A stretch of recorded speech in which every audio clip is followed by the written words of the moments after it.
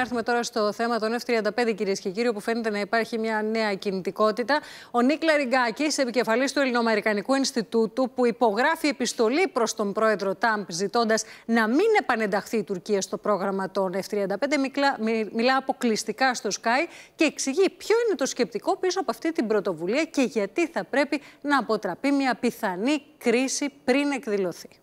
In your letter to President Trump, you're urging him to oppose any possibility of Turkey rejoining the F-35 Joint Strike Fighter Partnership, and you're expressing concerns regarding Turkey's inability to demonstrate a shift in its policy that would prove its loyalty to the United States will not again come into question. Why did you decide to take this initiative, and what are the main points of this letter that you signed? Well, since we have heard recently that there's the possibility that the Trump administration is looking to remove Turkey from the CAATSA sanctions that they were put on by the Trump administration in 2017 because of their purchase of the S-400 surface-to-air missiles by Russia, we feel that this is not a time for Turkey to be removed from the sanctions, and they should not be rewarded for something they did in 2017. And I say in my letter that they were warned that if they were to purchase the S-400 surface-to-air missiles, that they would be put on CAATSA sanctions and therefore not be eligible to partake in the F-35 Joint Strike Fighter. We hear that the Trump administration is looking to undo this, possibly. We don't know, but we're trying to prevent a crisis rather than to have to react to it after the fact.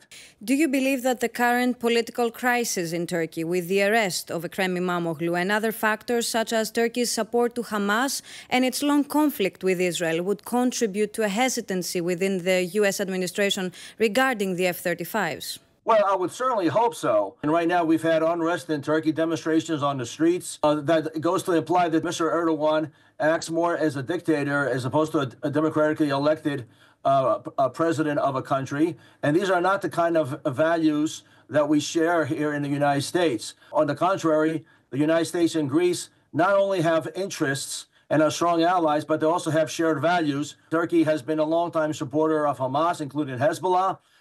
Has been in good relations, with Iran, and obviously their overly and open hostile comments regarding Israel. In case that the U.S. takes the decision to give the green light for the delivery of F-35s to Turkey, what kind of restrictions could be applied in their use for the alien countries of the United States? American weapons, when sold, there's criteria in terms of how they are given under various acts. American weapons are to be used only within the context of defensive purposes and not in an offensive capacity. So we would invoke that Turkey has shown in its history that it has not conducted itself within the guise of the parameters of these laws as it relates to defensive nature.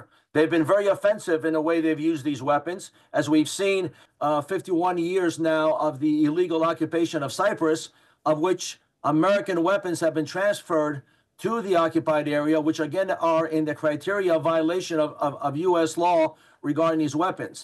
In your opinion, what kind of bond is connecting Turkey to the United States? What role is Ankara playing for Washington?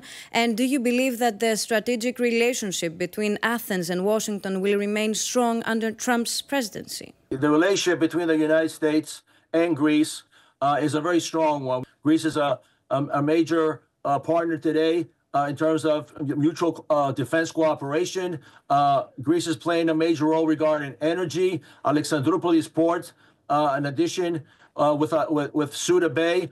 There's just so many areas where there's cooperation between the United States and Greece right now that I do feel that the Trump administration will continue in that regard. That doesn't mean that the Trump administration will not look to try to also improve on the Turkey relationship. It's the second largest army in NATO,